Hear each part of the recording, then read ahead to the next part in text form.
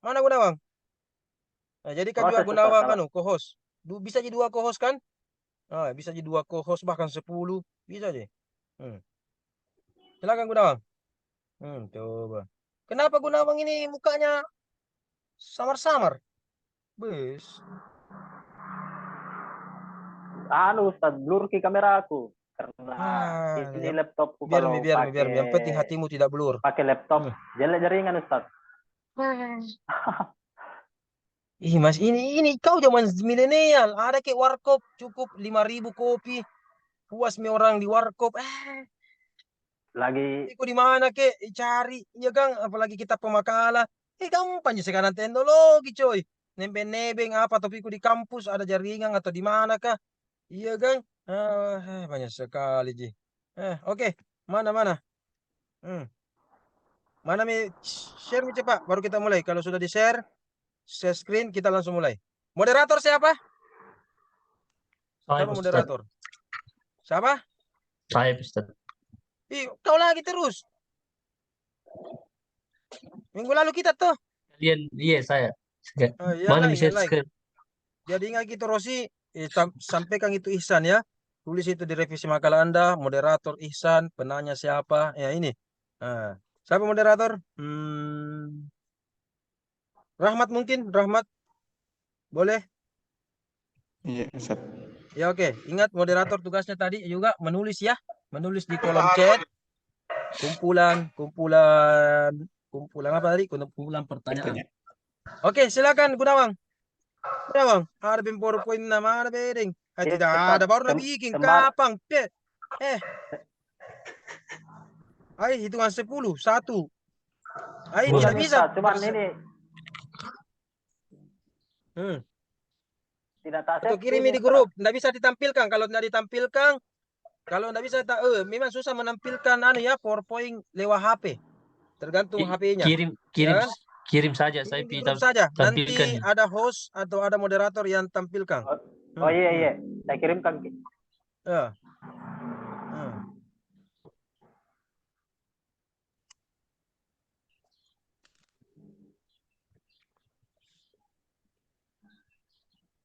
Mana, mana, mana, mana. Mau mulai ini saudara-saudara.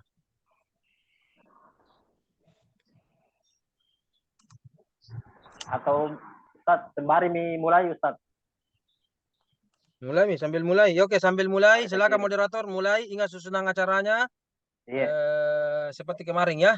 Oke, presentasi, sholawat, doa dulu ya. Doa, presentasi, diskusi, tanya jawab, dan dikembalikan ke dosen pemandu. Oke, Bismillah. Silakan moderator. Bismillah. Baik. Bismillahirrahmanirrahim. Assalamualaikum warahmatullahi wabarakatuh. Waalaikumsalam warahmatullahi wabarakatuh. Alhamdulillahirabbil alamin. Allahumma shalli ala sayyidina Muhammad wa ala ali sayyidina Muhammad.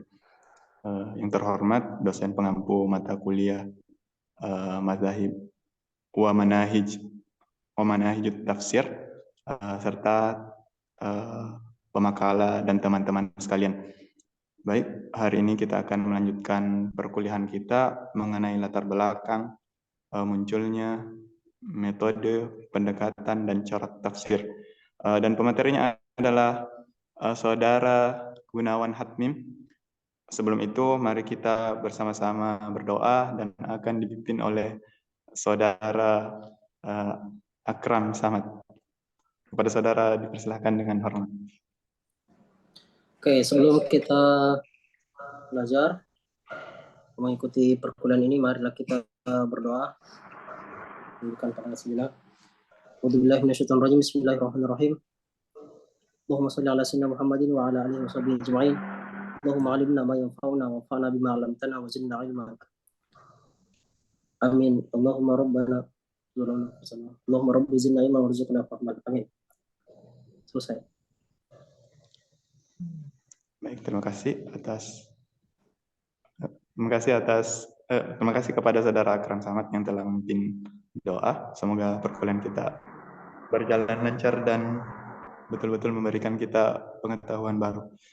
Dan selanjutnya, apakah sudah tampil? Di grup nih. Saya kirim nih di grup.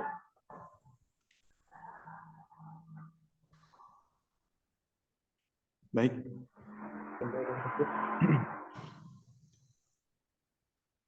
Bisa diperlihatkan di grup.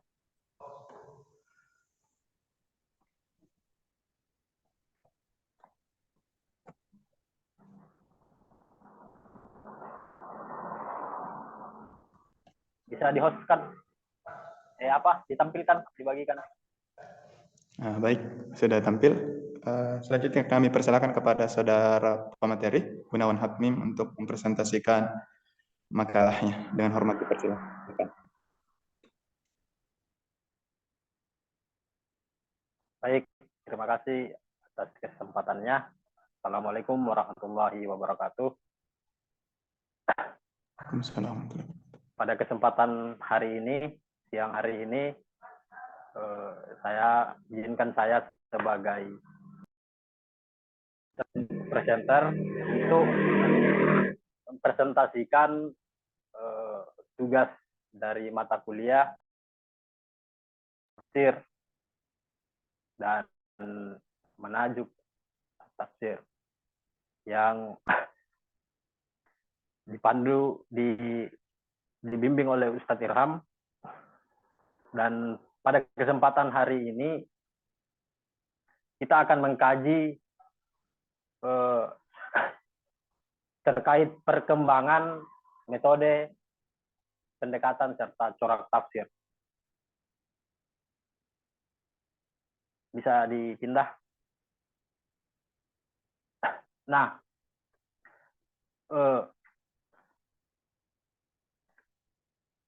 Al-Quran menjadi satu kalam Tuhan yang memberikan pesan-pesan universal. Bahkan sampai hari ini kita melihat Al-Quran juga tak henti-hentinya dijadikan sebagai satu bahan diskursus. Karena kita ketahui bahwa Al-Quran menduduki posisi yang paling tinggi di segala kitab-kitab yang lain. Oleh sebabnya,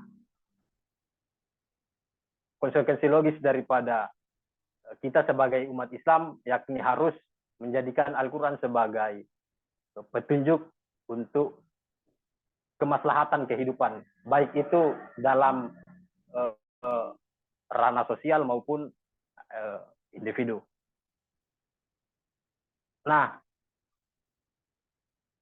sebagai sumber ajaran Islam, Al-Quran sebagai satu objek yang mempunyai informasi yang begitu banyak. Bahkan bukan hanya perkara soal ibadah dan muamalah, tetapi Al-Quran juga hendak mendialogkan soal kehidupan sosial, politik, ekonomi, dan lain sebagainya. Oleh karena itu,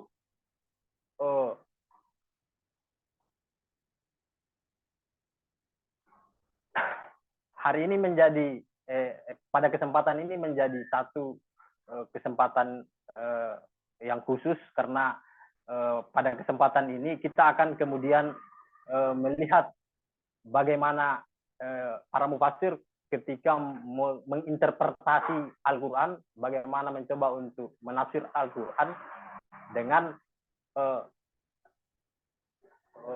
manhaj atau satu jalan atau satu cara yang harus dipahami secara terukur dan sistematis.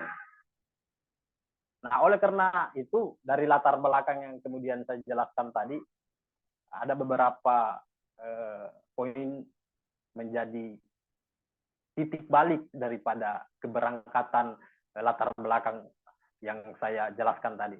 Nah, adapun rumusan masalah dalam makalah kali ini, yakni yang pertama,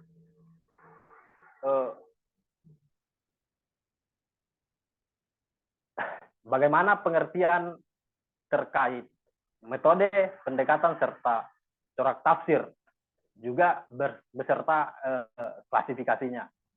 Dan yang kedua, kita akan mencoba melihat bagaimana perkembangan metode tafsir, pendekatan juga corak dalam tafsir Al-Quran. Nah, mungkin bisa dipindahkan anunya, slide PPT-nya. Tabe,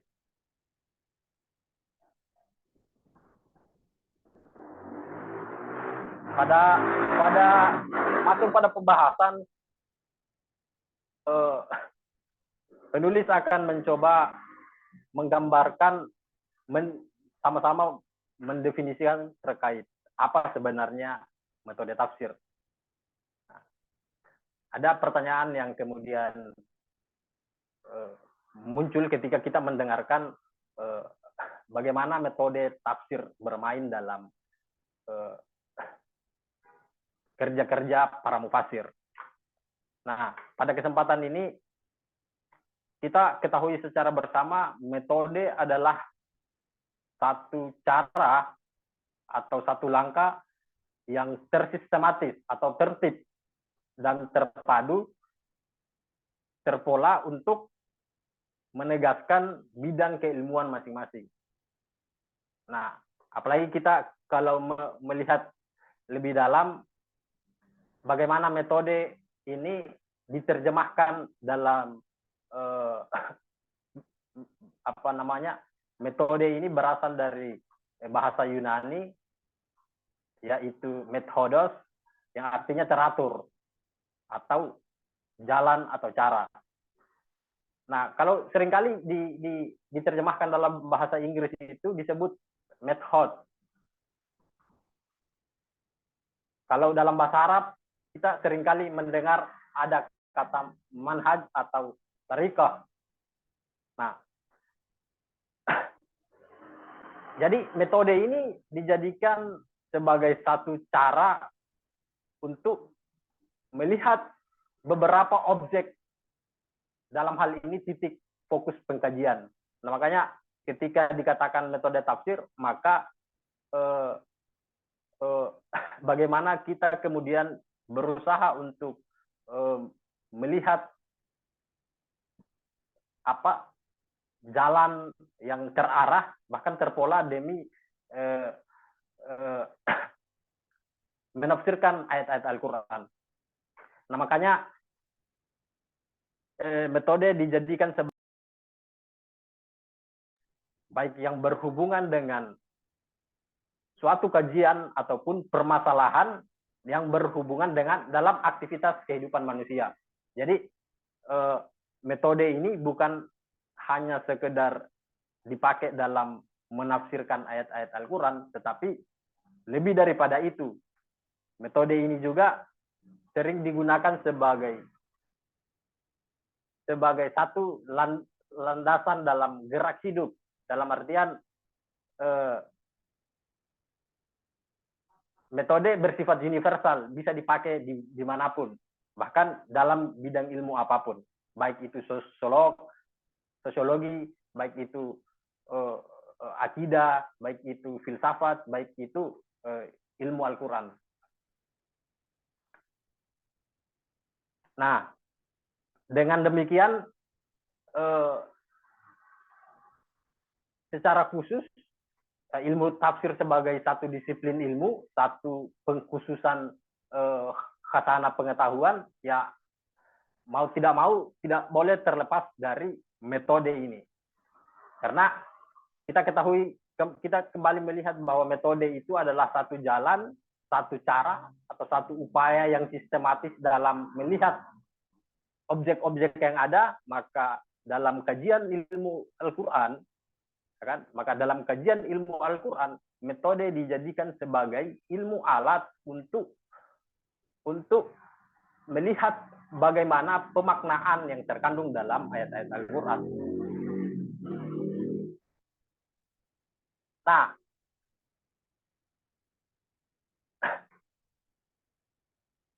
makanya pada metodologi penafsiran ini, Abdul Al-Hayy Al-Farmawi itu mengklasifikasi metode ini dalam proses menafsirkan Al-Quran. Nah, jadi disebutkan bahwa ada 4 metode, bahkan ada beberapa ulama juga berpendapat bahwa sebenarnya ada lagi di metode itu sendiri, termasuk metode hermeneutika juga masuk dalam bagian metodologi penafsiran atau cara menafsirkan. Nah, jadi kembali kita lihat bahwa Abdul Al-Hayy itu membagi metode dalam menafsirkan ayat Al-Quran menjadi 4 bagian. Yang pertama adalah metode tahlili. Jadi metode tahlili ini seringkali juga disebut sebagai metode analisis. Jadi secara umum tahlili ini bermakna lepas atau terurai. Nah, metode tahlili ini juga satu metode yang digunakan dalam menafsirkan ayat-ayat Al-Quran. Jadi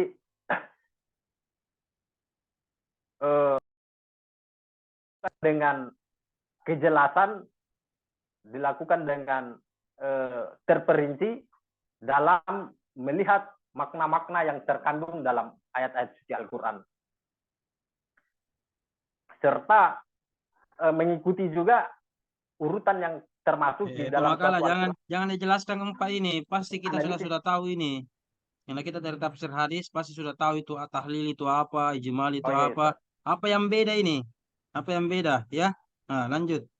Apa yang beda dari pasti semua ini sudah dari satunya sudah tahu itu apa itu tahlili, maudhui. Oke, lanjut. Pendekatan atau apa yang beda saja. Inti saja. Nah, lanjut. Oke. Jadi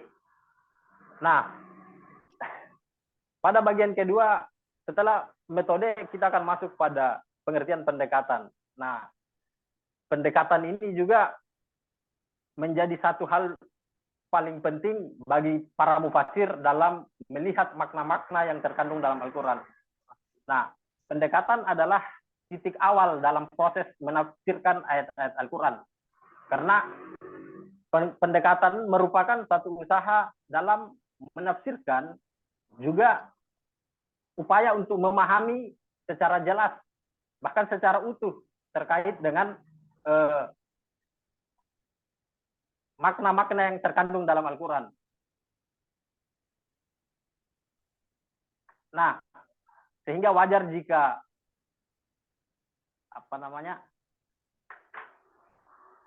dalam pendekatan itu sendiri itu ada juga bagian-bagiannya.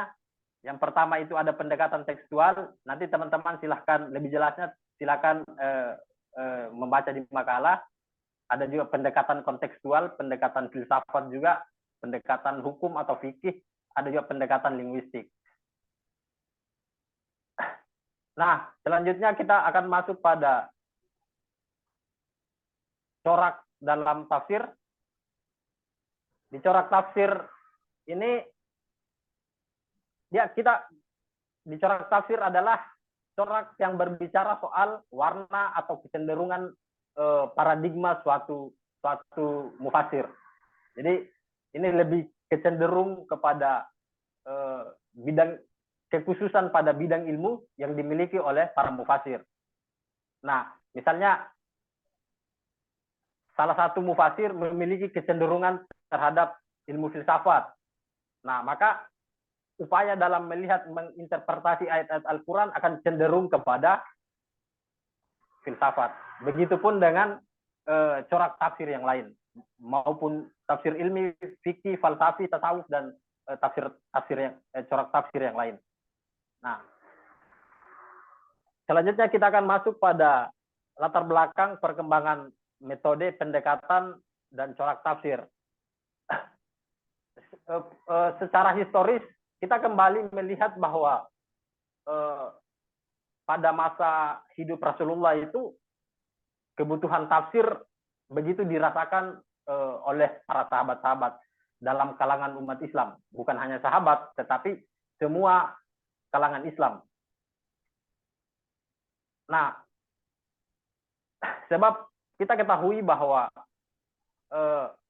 tidak semua sahabat itu mengetahui secara jelas makna-makna atau wahyu yang diturunkan oleh Allah kepada Nabi. Dalam tanda kutip adalah Al-Quran.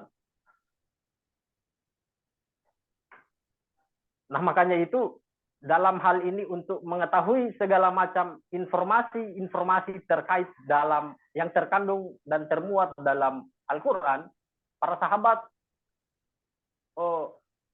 menjadikan Nabi Muhammad SAW sebagai subjek yang untuk dipertanyakan, subjek Nabi Muhammad yang dipertanyakan mengenai ketidaktahuan para sahabat terkait dengan ayat-ayat yang termuat dalam Al-Quran. Nah, makanya Nabi Muhammad itu dijadikan sebagai mubayyin, penjelas. Jadi ketika ayat-ayat Al-Quran diturunkan oleh Allah Subhanahu wa Ta'ala kepada umat manusia, dan ketika manusia tidak memahami apa yang termuat dalam isi Al-Quran, maka Nabi Muhammad posisinya berfungsi sebagai mubayyin atau penjelas.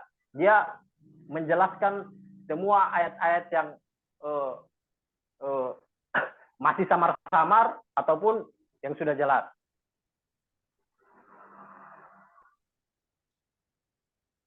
Nah, misalnya pada perkembangan metode pendekatan dan corak tafsir itu sendiri, Nasruddin Bidan misalnya, Nasruddin Bidan mengungkapkan bahwa secara fakta historis, ya kan, dalam fakta historis pada masa-masa awal Islam itu dia tidak menemukan para ulama yang membahas secara khusus mengenai metodologi dalam tafsir, membahas secara khusus bagaimana klasifikasi, metode, bahkan pendekatan serta corak dalam tafsir. Karena pada saat itu mereka belum menetapkan secara khusus kajian terkait metodologi tafsir itu sendiri. Nah, di sisi lain juga kita ketahui bahwa para sahabat juga mengetahui, bahkan pintar dalam beberapa bidang ilmu, misalnya bahasa Arab, balaga, sastra, dan seterusnya. Makanya berdasarkan historis tersebut, itu perkembangan metodologi perkembangan penafsiran dalam hal ini menggunakan pendekatan metodologi itu belum secara masif dilakukan oleh para sahabat. Apalagi kita ketahui bahwa ketika turunnya ayat-ayat suci Al-Quran dari Allah Subhanahu wa Ta'ala dan disampaikan kepada Nabi Muhammad SAW, sebagian sahabat sudah ada data untuk mengetahui apa isi yang terkandung dalam ayat-ayat Al-Quran tersebut. Karena kita kembali melihat bahwa para sahabat sudah dibekali dengan beberapa bidang-bidang ilmu yang sudah tadi saya sebutkan, ada bahasa Arab, ada balaga, sehingga penguasaan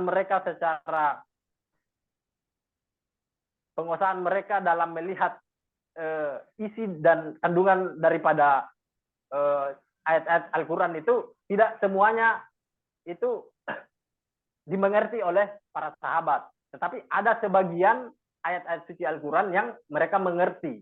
Ketika tidak mengerti, baru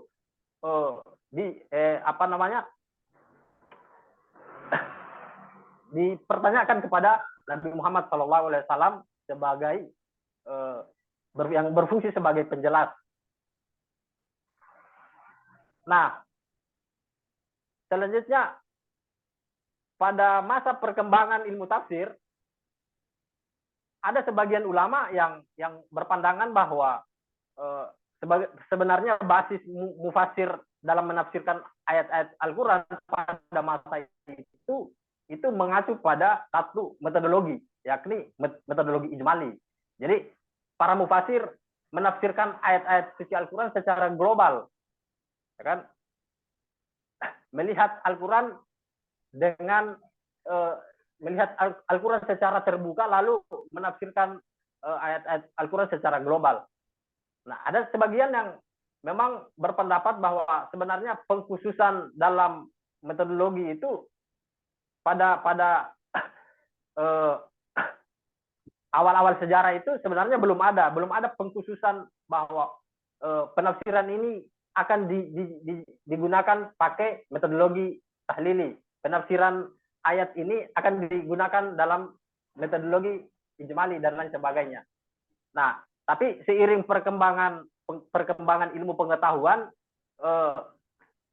metodologi ijmali menjadi satu metode yang punya perhatian khusus, karena sebagian mufasir menggunakan metode ijmali ini untuk menafsirkan ayat-ayat suci Al-Quran.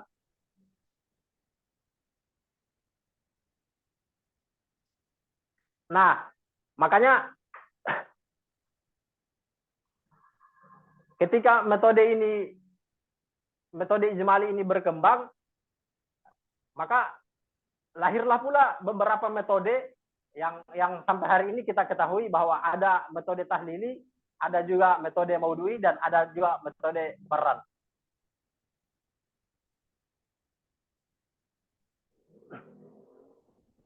Oleh karena itu, para mufasir juga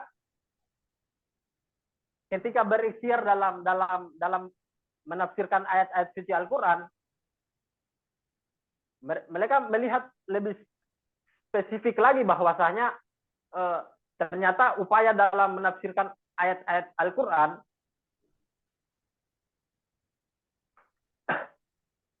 itu harus menggambarkan argumentasi yang cukup masif dan mendalam terkait ayat-ayat suci Al-Quran.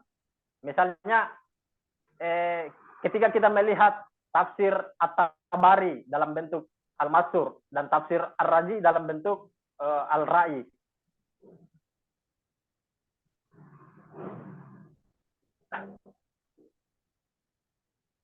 Nah, makanya ketika masuk pada era modern ini, para mufasir mengkhususkan karya-karya tafsirnya pada bidang ilmu tertentu.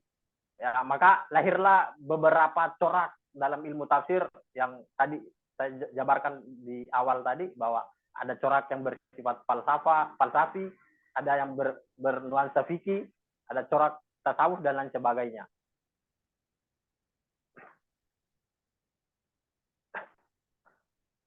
Oleh karena itu munculnya beberapa varian dalam corak itu mengafirmasi bahwa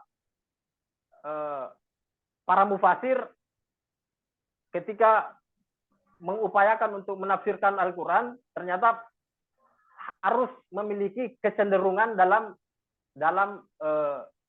proses penafsiran ayat-ayat suci Al-Quran melalui pendekatan yang sesuai dengan konteks yang terjadi dalam kehidupan. Cukup, sudah Misalnya, setengah jam ini. konteks hari ini, Setengah jam. contohnya misalnya. Sudah cukup, Punawang, sudah cukup. Saya tadi pusing, banyak yang tidak ada di makalah disampaikan. Biasa melebar juga, ya. Jadi siapa sekarang moderator? Karena tadi katanya Rahmat tidak bagus. Irfan ya? Oke, saya Ustaz. Tapi sebelum jadi moderator, saya ada dulu beberapa poin, saya ambil alih dulu. Saya ingin Baik. perjelas dulu makalah ini, tipe makalah. Ya, ingat pelajaran ini sudah Anda pelajari sebahagian mungkin ketika Anda S1, terutama dari jurusan tafsir hadis, ya. Oke. Kalau dibahas lagi mirip, apa bedanya, ya? Makanya ada perbedaan-perbedaan, distingsi, hal baru, analisis, dan yang mendalam, sistematis yang harus kita lebih gali dan kaji dalam pertemuan hari ini. Saya mau tanya dulu Gunawan, jawab dengan cepat, ya. Ingat ya, oke, metode itu dari Yunani dan sebagainya, ya, makna umum, oke. Kita langsung lihat bagaimana itu metode tafsir. Ya, jawab secara singkat. Apa bedanya metode tafsir dengan pendekatan tafsir? Jawab secara singkat.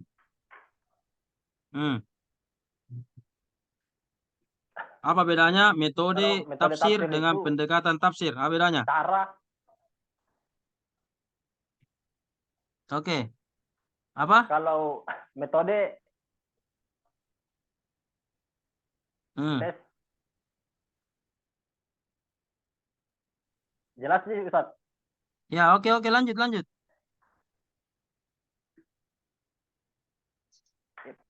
Baik, kalau perbedaan antara metode tafsir dengan pendekatan tafsir, kalau metode berbicara soal cara mufasir dalam menafsirkan ayat-ayat Al-Quran. Sedangkan kalau pendekatan itu berbicara soal kecenderungan atau warna yang dimiliki oleh mufasir dalam menafsirkan Al-Quran. Oke, saya belum bisa menjawab benar atau salah ya. Yang sesuai Oke, kita lihat dulu. Pendekatan tafsir dengan corak tafsir, apa bedanya? Pendekatan tafsir dengan corak tafsir.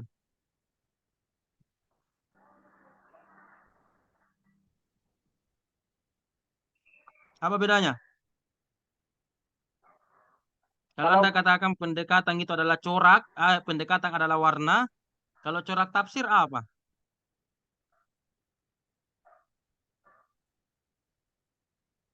Kalau corak tafsir itu arah persepsi dari Ustaz, dari mufasir. Jadi apa Mas? Apa bedanya itu? Kalau pendekatan warna, kalau corak itu arah. Apa bedanya itu?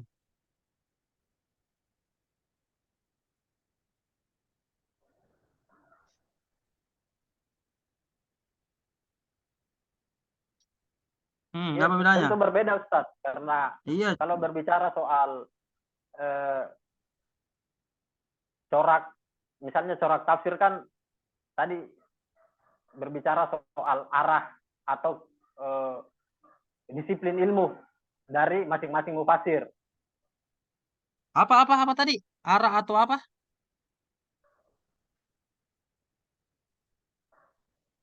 Apa tadi? Arah kedisiplin ilmunya mufasir Ustaz. Jadi penekanannya pada arah pemikirannya Ustaz. Itu corak tafsir. Oke, apa bahasa Arabnya corak tafsir? Tahu apa bahasa Arabnya corak tafsir? Kalau metode tafsir, manhajut tafsir. Oke, kalau corak tafsir, tahu tidak bahasa Arabnya? Bang. Corak tafsir, apa bahasa Arabnya? Bisa Anda lihat di Tafsir Mufassirun, bisa Anda lihat di bukunya Ignis Lozeher atau bukunya siapa ke? Apa bahasa Arabnya corak tafsir? Ada yang bisa bantu? Apa bahasa Arabnya corak tafsir? Launut tafsir. Oke, Irfan, apa bahasa Arabnya corak tafsir? Launut tafsir. Laun atau alwan, jamak ya, laun.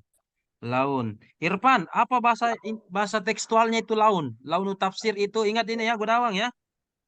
Corak tafsir kata Irfan itu launut tafsir. Kalau laun itu dalam bahasa Arab Irfan, apa artinya itu Irfan? Laun. Warna Ustaz. Warna. Oke. Sudah mengerti maksud saya Gunawan? Anda katakan tadi pendekatan itu adalah warna. Sementara laun atau warna itu adalah bahasa Arab, launut tafsir, bahasa Arab dari corak tafsir. Sudah tahu apa yang Anda harus perbaiki? Sudah paham? Bagaimana Gunawan? Jadi warna itu adalah corak, ya? Yes, warna itu adalah corak. Oke. Tafsir. Coba, yang mana Anda katakan di sini corak adalah? Coba lihat Anda, coba lihat. Ini juga masalahnya ini kekurangannya ini ya. Makalah Anda itu tidak ada halamannya. Coba lihat pengertian corak tafsir di makalah Anda. Anda juga semua cari pengertian corak tafsir, 3 pengertian corak tafsir. Lihat itu. Kalau ada yang bisa presentasi atau ada yang bisa share, coba kasih lihat itu pengertian corak tafsir. Nah, pengertian corak tafsir adalah suatu warna. Nah, ini nih bilang, kotonya bilang warna. Ini nih saya katakan dari tadi. Apa yang lu sampaikan itu biasa beda di makalah. Apa yang tidak ada di Kecenderungan juga. makalah itu juga terlalu lebar. Makanya tadi saya pusing. Atau yang Anda tulis di PowerPoint beda dengan yang di Word yang Anda sampaikan presentasikan beda. Terlalu bebas. Terlalu beretorika Gunawan ini dalam presentasi. Anda harus nanti perbaiki diri Anda ini. Oke. Sudah lihat Gunawan?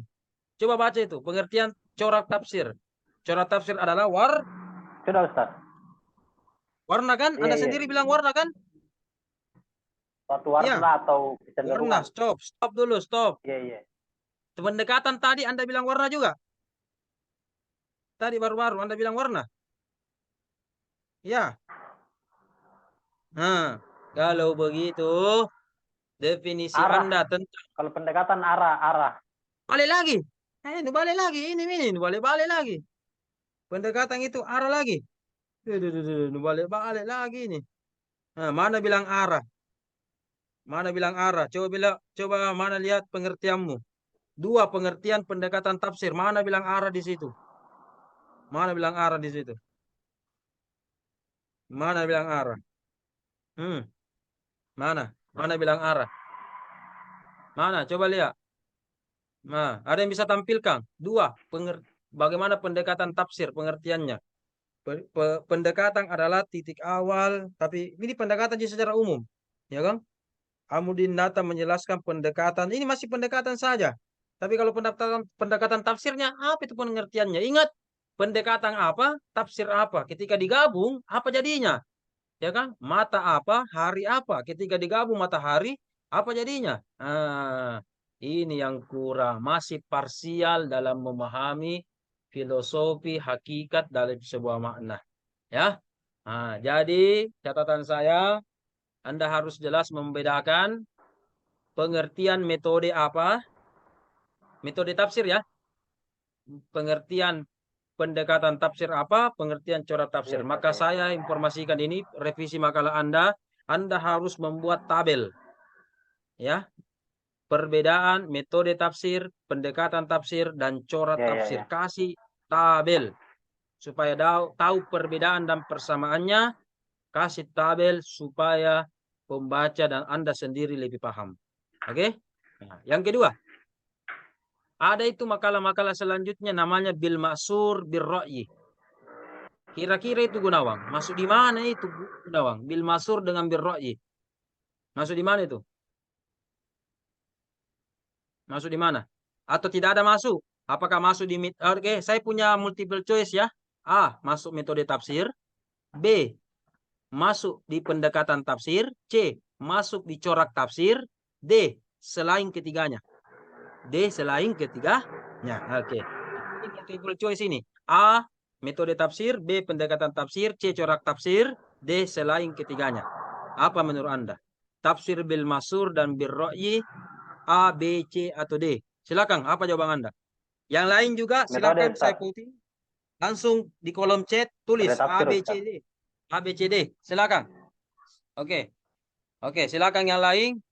A, B, C, D. Saya mau voting. Saya mau lihat masuk di mana. Oke. Apa tadi Gunawan? Sambil saya menunggu jawaban di kolom chat. Silakan. Apa tadi Gunawan? Masuk di mana? Apa Gunawan? Kalau Gunawan menjawab secara lisan ya. Kalau yang lain menjawab lewat tertulis. Oke. A, B, C, atau D. Itu saja. A, B, C, D. Satu huruf saya mau dari Anda. Tulis ke. Ya, oke. Yusri tulis. Baru 1 orang ya. Tulis ki. A, B, C, D. Oke. Lanjut. Mana tadi Mana Gunawan ini? Hilang. Bagaimana yang lain? Ihsan, Rosi, Akram, Dewi, tulis dulu. A, B, C, D. Atau E. Tulis ki E. Wallahu a'lam bisawab. Kalau bilang ko E berarti wallahu a'lam bisawab. Oke, Dewi A. Yusril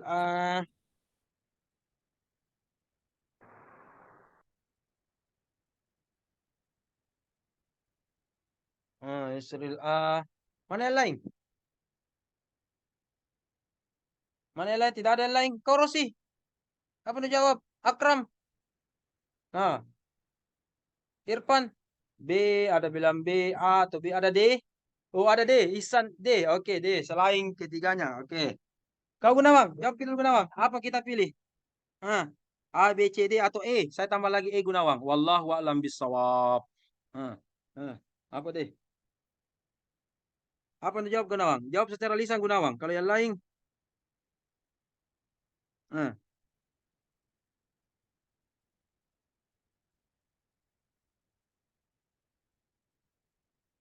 silakan, silakan.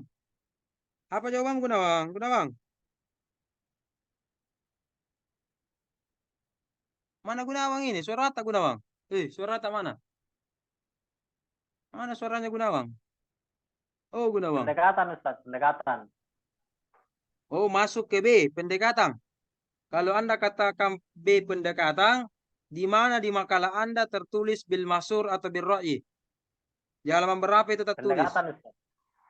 Kenapa tidak ada tadi di makalah Anda bil masur atau bil ra'yi di pendekatan? Lain di situ. Ada tidak di situ? Ada di makalah Anda di pendekatan bil masur bil ra'yi ada atau tidak? Ada Ustaz di bagian pendekatan, pembahasan mengenai pendekatan. Mana pendekatan tafsir? Apa jadi tulis ini? Tekstual, linguistik, logika, 3 gini. Tasawuf, kontekstual. Ya. 5 gini, 5. Mana itu bil masur bil ra'yinya? Tidak ada. Mau bilang ada lagi. Tekstual, linguistik. Yang di bagian anu Ustaz, bagian pendekatan logika Ustaz, yang berbasis logika. Pendekatan logika. Pendekatan logika. Itu pendekatan logika termasuk apa? Tafsir apa? Tafsir bil ra'yi. Begitu. Kalau bil masur masuk di mana bil masur? Bil masur masuk di mana? Kan bil ra'yi kan dengan akal. Kalau logika kan bukan akal. Bil masur kan dengan wahyu, riwayat, asar. Masuk di mana itu? Bil masur. Masuk di mana? Tidak ada. Ada atau tidak ada?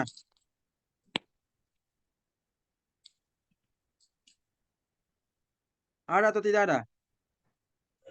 Di bagian pendekatan yang berbasis logika Ustaz ada satu contoh. Iya, bil masurji ada sih itu bil masurji. Kalau bil ra'yi nama bil ra'yi itu ada. Footnote 18. Kalau bil masurnya mana? Bil masur tidak ada. Bil ra'yi ada. Bil ra'yi oke, footnote 18 Anda katakan di situ. Nanti kita bahas benar atau salah. Tapi sudah dibahas. Kalau bil masur mana? Footnote berapa? Halaman berapa? Mana? Cepat. Waktu ini. Tidak ada. Belum itu sesi. Ada atau tidak ada? Kau kasih lama-lama itu? Ada tidak ada? Cepat Mi. Kalau bilang tidak ada selesai Mi. Kalau bilang ada, di buruku itu. Kalau bilang kau ada, di buruku. Mana kalau ada? Tidak ada Ustaz. Sudah Mi. Kalau tidak ada sudah Mi. Oke. Moderator lanjut Mi. Sesi tanya jawab. Sudah kalau tidak ada. Kalau ada di kubu, ya sudah Mi. Sesi pertanyaan. Silakan moderator. Lanjutkan sesi pertanyaan. Baik, Bismillah. Terima kasih banyak Ustadz atas mungkin koreksi yang terhadap pemateri ataupun pemakalah terkait apa yang harusnya dipetakan dalam makalah ini mengenai metode pendekatan dan juga corak tafsir. Untuk selanjutnya kita masuk di sesi diskusi atau tanya jawab. Mungkin pertama izin Ustadz, bisa saya yang bertanya pertama? Moderator, mau orang itu moderator, nah, iya kan kita yang tentukan arah, ya silakan. Iya, terima kasih banyak Ustaz. Baik, izin bertanya pemateri mungkin sederhana. Tadi dari penjelasannya menurut saya mungkin terlalu melebar. Saya dalam kesempatan ini mau bertanya, sebenarnya yang melatar belakangi munculnya pendekatan, metode, dan juga corak tafsir ini apa? Faktornya, faktor munculnya atau latar belakang yang melatar belakangi, atau ada masalah apa sehingga metode, pendekatan, dan juga corak tafsir ini muncul? Karena tadi dari penjelasannya itu susah saya identifikasi yang mana sebenarnya poin yang melatar belakangi atau faktor munculnya dari metode, pendekatan, dan juga corak tafsir. Itu dari saya. Mungkin bisa langsung dijawab oleh saudara pemateri. Saya persilakan. Baik, terima kasih atas pertanyaannya terkait dengan faktor-faktor yang melatar belakangi hadirnya metode, pendekatan, serta corak.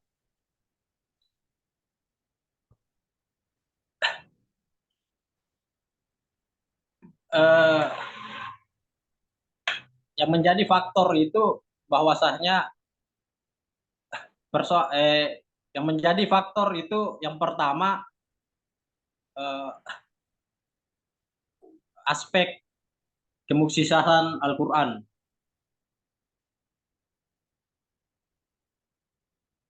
Nah, jadi Al-Quran dipandang sebagai satu kitab yang memberikan segala macam penjelas. Nah, makanya banyak memandang bahwa aspek kemuksisahan Al-Quran itu menjadi satu pembahasan yang serius, satu pembahasan yang harus dikaji oleh para mufassir. Nah, makanya itu dari aspek kemuksisahan ini yang menjadi dorongan para mufassir untuk mendorong berbagai macam metode, bahkan berbagai macam metode pendekatan serta corak tafsir. Terus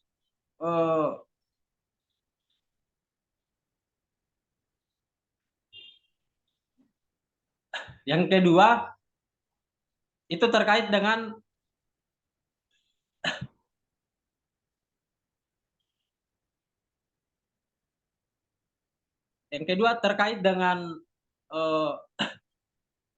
perintah Tuhan, perintah Allah Subhanahu wa taala untuk senantiasa merenungi makna-makna yang terkandung dalam Al-Qur'an.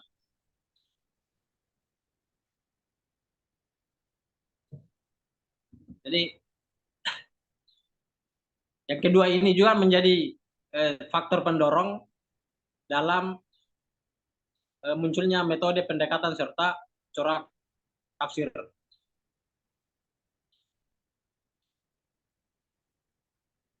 Karena misalnya dalam Al-Quran kan banyak ayat-ayat yang berbicara soal, yang memuat soal perintah kepada manusia, untuk Tuhan memerintahkan kepada manusia untuk merenung dan menyaksikan bagaimana kekayaan alam dan lain sebagainya. Dan di situ muncul juga perbedaan dalam menginterpretasi ayat-ayat yang berbicara soal perenungan. Nah, itu juga bagian daripada faktor munculnya pendekatan serta corak dalam Al-Quran. Dan juga mungkin yang ketiga itu adalah perkembangan ilmu pengetahuan. Jadi saya melihat bahwa perkembangan ilmu pengetahuan juga menjadi satu faktor. Karena bisa kita bayangkan bahwa setiap disiplin ilmu itu menjadi bagian daripada basis dari mufassir dalam melihat ayat-ayat Al-Quran. Nah, di sisi lain perkembangan ilmu pengetahuan juga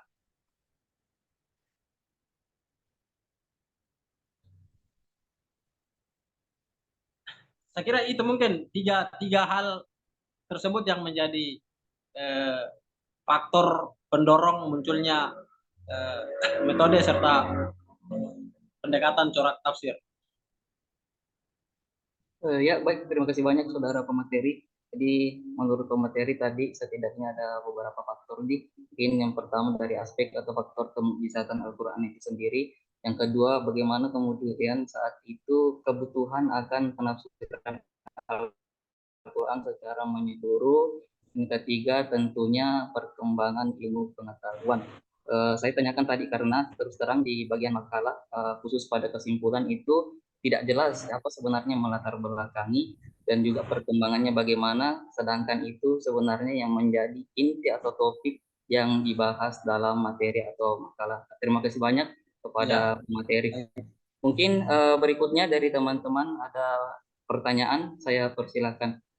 Ada di kolom chat pertanyaannya. Oh iya, mungkin kita ke kolom chat dulu. Ada satu pertanyaan dari saudari Andi Urbanulaila. Jadi berbicara tentang latar belakang, tidak jauh dari aspek historis. Nah, yang ingin saudari Urbanulaila tanyakan, bisakah pemakalah kemudian menjelaskan atau bagaimana periodisasi perkembangan corak tafsir dan siapa-siapa pencetusnya? Baik, mungkin cukup jelas pertanyaannya. Jadi yang ditanyakan adalah periodisasi dari perkembangan corak tafsir atau launut tafsir atau alwanut tafsir dan siapa-siapa pencetusnya. Mungkin bisa langsung ditanggapi oleh saudara pemateri. Saya persilakan. Oke, baik. Terima kasih atas pertanyaannya. Jadi kita kembali melihat bahwa tadi saya katakan dalam penjelasan makalah tadi bahwa mengungkapkan satu fakta historis dalam hal ini Nasruddin Bidan ya, itu mengatakan bahwa tidak pernah menemukan para ulama yang membahas secara khusus tentang metodologi tafsir. Nah, tetapi di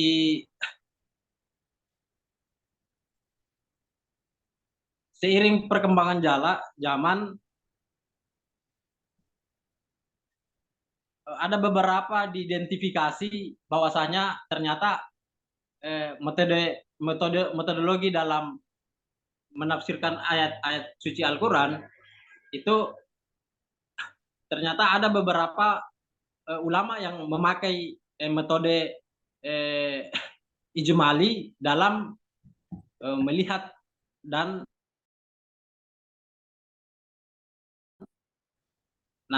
terkait dengan apa namanya periodisasi perkembangan daripada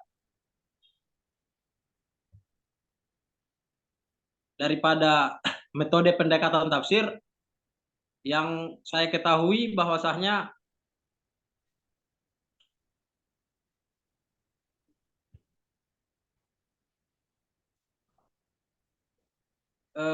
pada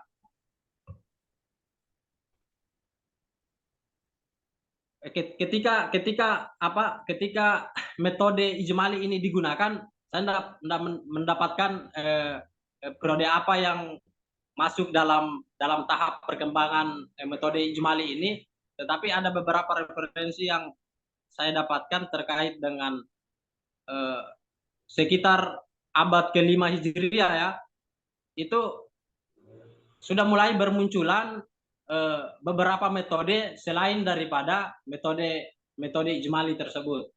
Jadi pada abad ke-5 Hijriah itu ditandai dengan mulai berkembang metode tafsir. Dalam hal ini sudah mulai muncul metode tahlili, metode muqarran.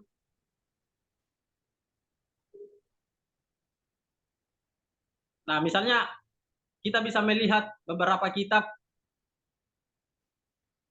yang menjadi titik hadirnya beberapa metode tersebut pada abad ke-5 Hijriah. Misalnya kitab Durat At-Tanjil, juga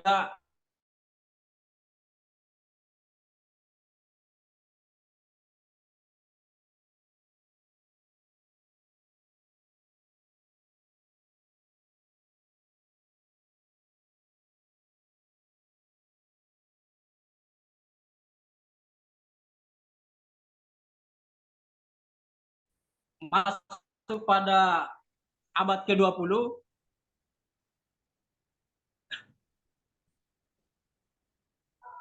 mayoritas para mufasir sudah menggunakan beberapa muatan metode yang beberapa metode dalam penafsiran Al-Quran. Misalnya tadi ada metode tahlili dan sampai ke pada metode muqarrar.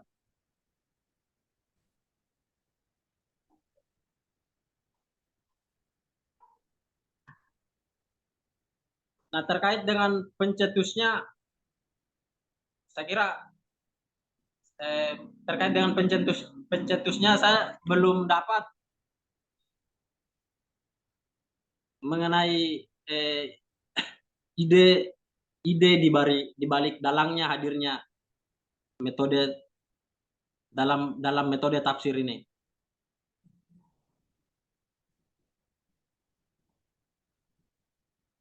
Tapi insya Allah nanti pada tahap revisian insya Allah akan saya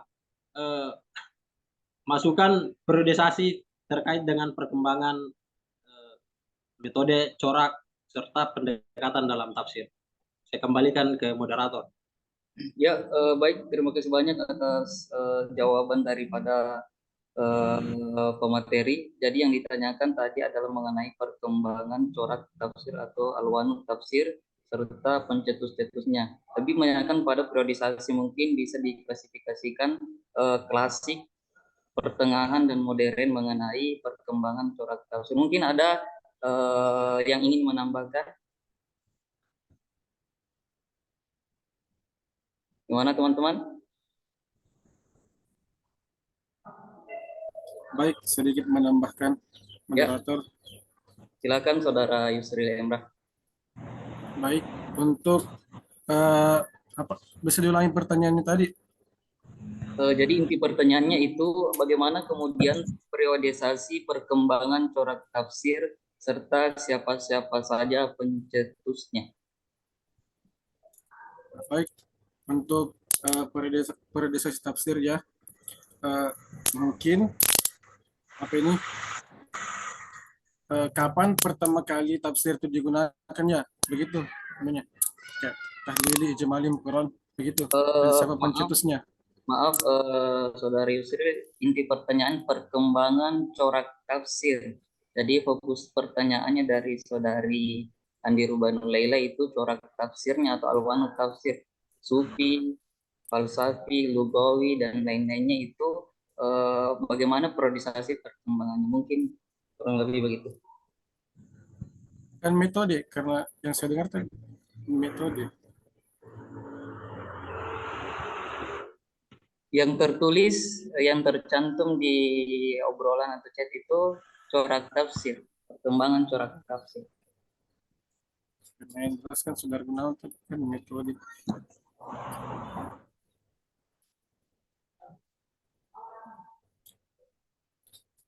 Baik, sedikit menambahkan ya, dari seperti yang jawaban Saudara Gunawan tadi, bahwasanya pencetus daripada setiap corak tafsir tersebut mungkin tidak bisa kita lacak secara utuh karena banyaknya kitab tafsir dari zaman awalnya muncul kitab tafsir seperti tafsir At-Tabari hingga sekarang yang banyak kita kenal tafsir-tafsir kontemporer ya. Baik, untuk tafsir apa ini? Kita mulai dari tafsir itu sendiri. Mungkin pada masa awal kemunculannya mungkin tafsir itu banyak menggunakan sosial dan kebudayaan karena mungkin pada saat itu banyak terjadi permasalahan-permasalahan sosial yang ada di kalangan masyarakat. Kemudian disusul oleh tafsir-tafsir keilmuan lainnya seperti sofistik yang banyak dikaji oleh seperti kitab tafsir Ibnu Qayyim dan lain sebagainya. Kemudian tafsir hukum yang biasa kita kenal dan banyak digunakan sekarang seperti yang lebih spesifik ya membahas tentang hukum yaitu tafsir Al-Qurtubi atau Jami' li Ahkamil Quran. Kemudian pada zaman modern kontemporer itu telah digunakan tafsir-tafsir pengetahuan atau ilmi yang banyak dikaji oleh ulama-ulama seperti Fakhruddin Ar-Razi. Hingga sekarang banyak lebih populer ke tafsir-tafsir ilmi karena memang kita tahu sekarang banyak ilmuwan-ilmuwan yang menelaah lebih dalam lagi tentang ayat-ayat Al-Quran itu sendiri, sedangkan permasalahan hukum itu tidak terlalu bergeser jauh antara zaman dahulu dengan zaman sekarang karena konteksnya yang hampir mirip-mirip saja lah. Contoh tafsir ilmi itu seperti yang lebih tersebar itu tafsir ilmi karya Fakhruddin Ar-Razi dan atau dari Indonesia itu seperti tafsir Kemenak, tafsir ilmi Kemenak yang ada 10 jilid itu. Baik, saya kembalikan ke moderator. Baik, terima kasih banyak saudara Yusril Imran. Demikian tadi jawaban dari saudara Yusril. Mungkin saya kembalikan kepada saudari penanya untuk menanggapi balik daripada jawaban yang telah ada sebelumnya. Silakan saudari Andi Rubanul Laila.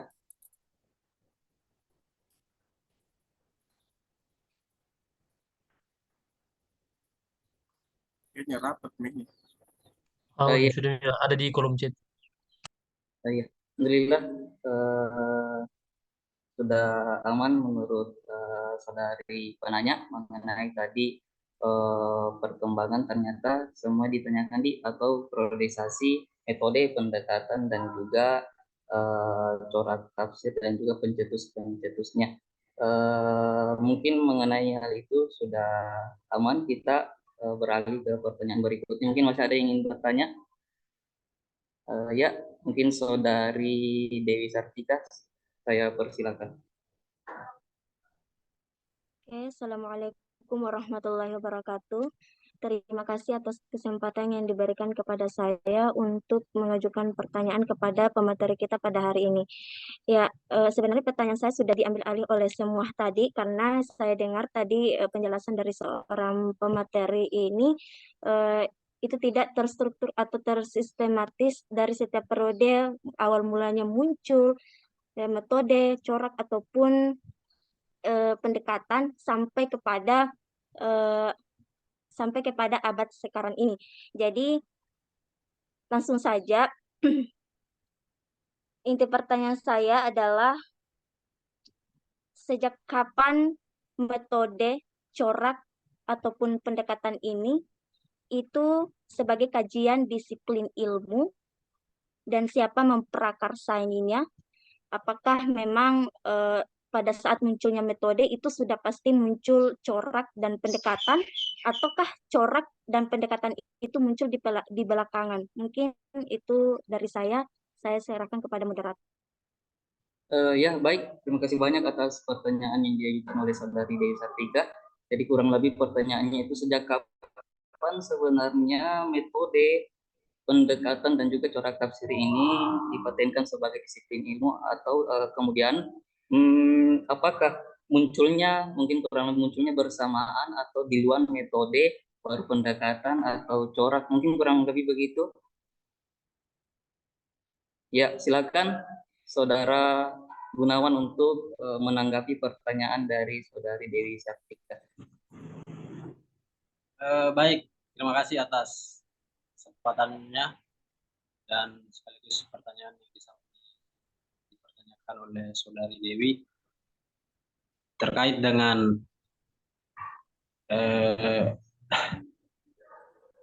kapan metode pendekatan serta corak dipatenkan sebagai satu disiplin,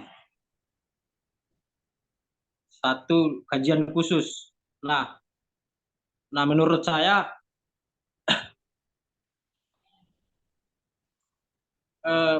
penetapan secara khusus ketika pendekatan secara khusus mengenai metode serta pendekatan itu kalau pembacaan saya itu pasca wafatnya Rasulullah, karena kembali kita lihat bahwa ketika masih ada Rasulullah, Rasulullah dijadikan sebagai berfungsi sebagai mubayyin, penjelas dalam ketika para sahabat kemudian ingin mempertanyakan mengenai muatan-muatan yang masuk muatan yang ada dalam ayat-ayat suci Al-Quran. Nah, sehingga pasca wafatnya Rasulullah dan perkembangan ilmu pengetahuan juga semakin pesat, akhirnya metode pendekatan serta corak menjadi ilmu alat yang dijadikan sebagai bekal bagi para mufasir ketika ketika menafsirkan ayat-ayat suci Al-Quran. Nah, terkait apakah metode dulu baru muncul atau pendekatan dulu atau corak, bagi saya ketika melihat apakah klasifikasi yang lebih dulu itu adalah corak, pendekatan dan tafsir, bagi saya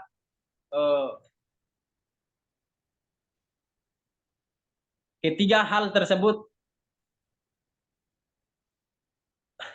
ketika para mufasir itu ingin melakukan sebuah penafsiran terhadap ayat Al-Quran, tentu pendekatan, metode serta corak saling bersatu dalam melihat pemaknaan yang terkait dengan Al-Quran. Karena mufasir dalam hal ini ketika menafsirkan ayat-ayat Al-Quran tentu akan ikut juga bagaimana pemahaman dia terkait warna pemikirannya dia terkait dengan interpretasi terhadap ayat-ayat suci Al-Quran. Nah, makanya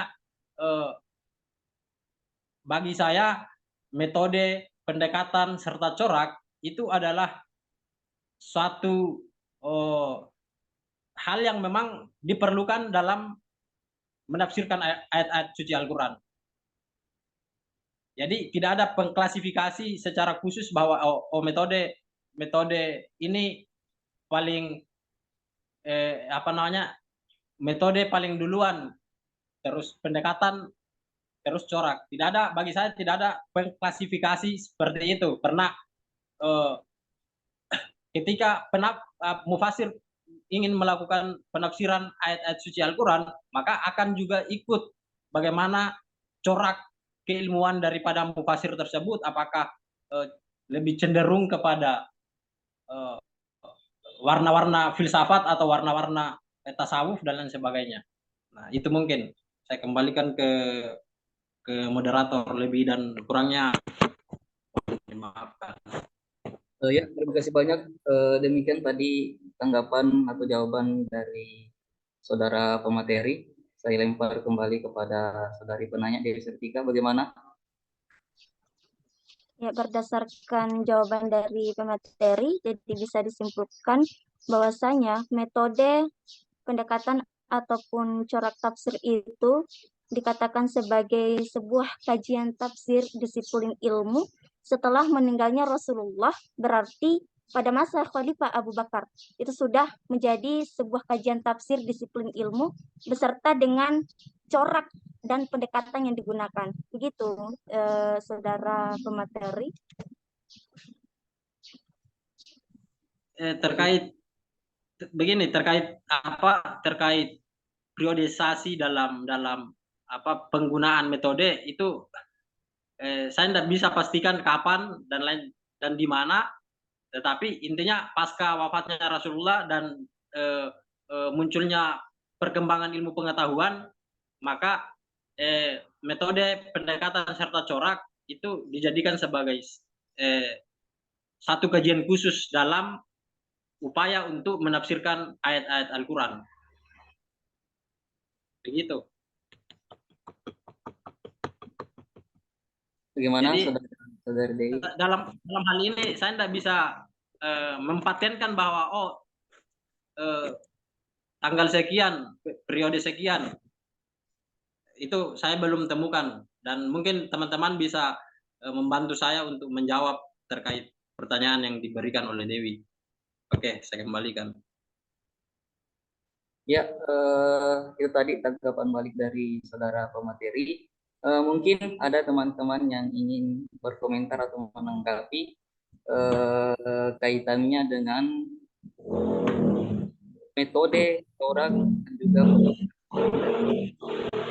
mungkin kemunculannya, dari segi kemunculannya, apakah berdasarkan tadi jawaban pemateri yang disimpulkan kemudian saudari penanya, kalau begitu berarti pasca meninggalnya atau wafatnya Rasulullah SAW, kemudian metode corak dan juga pendekatan itu sudah ada atau bagaimana? Mungkin ada yang ingin berkomentar, teman-teman. Saya persilakan.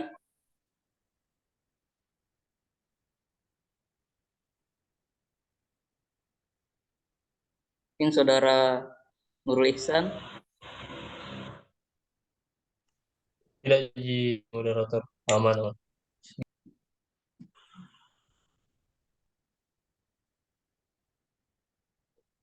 Bagaimana yang lain? Yang tidak ada, Di? Mungkin saya kembalikan lagi ke saudari penanya. Tadi ada tanggapan dari saudara pemateri. Bagaimana, saudari Dewi Sartika? Ya, kalau begitu saya serahkan saja kepada Ustadz nanti, insya Allah. Nah, ya, terima kasih banyak saudari penanya. Lebihnya kita nanti insya Allah serahkan kepada dosen pengampu untuk menjelaskan lebih jelasnya lagi mengenai kemunculan metode pendekatan dan juga corak tafsir. Mungkin terakhir, Di, mungkin masih ada pertanyaan dari teman-teman, saya persilakan.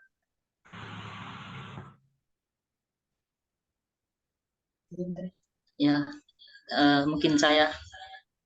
Ya, silakan saudara Fadil Lutfi. Ya, Bismillah. Adapun pertanyaan saya, bagaimana konteks sosial, politik, dan budaya dalam mempengaruhi perkembangan metodologi tafsir?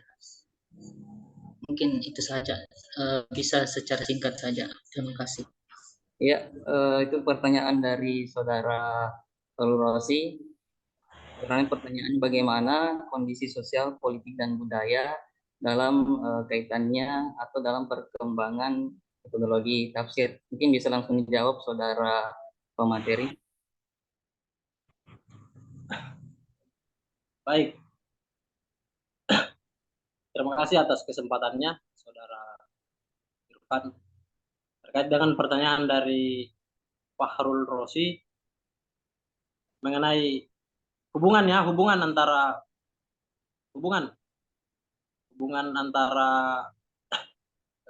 sosial kebudayaan dengan metodologi penafsiran.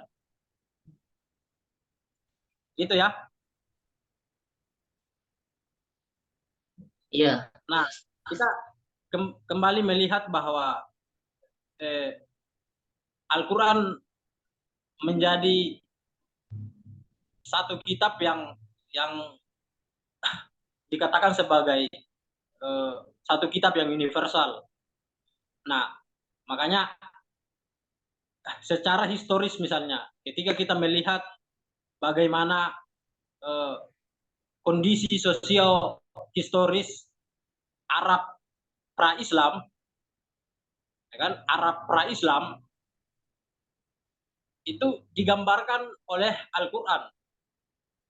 Jadi Al-Quran mencoba mengkisahkan. Jadi dalam Al-Quran juga banyak kisah-kisah yang dimuat dalam Al-Quran yang berbicara soal konteks kondisi maupun sosial masyarakat yang ada pada saat itu. Oleh karena itu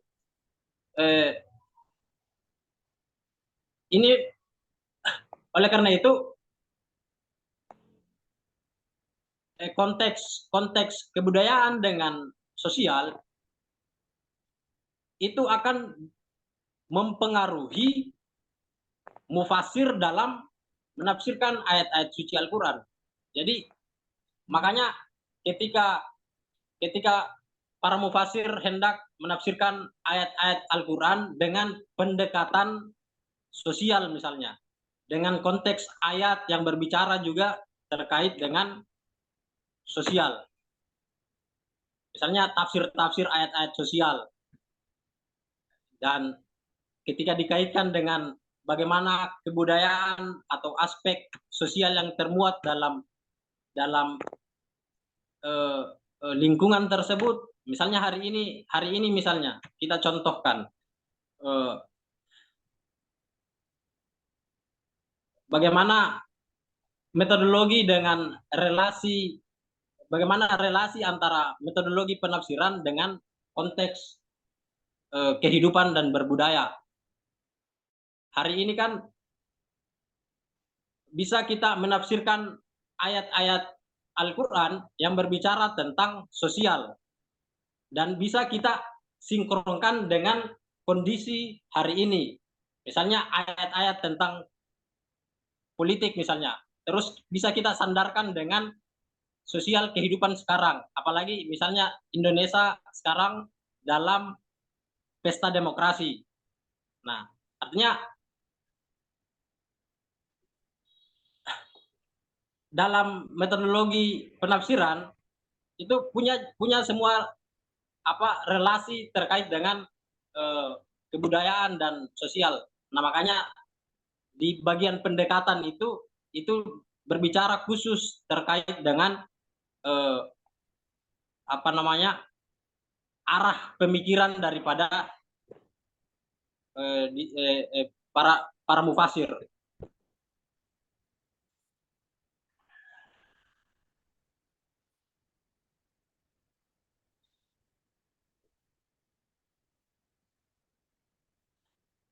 Begitu mungkin.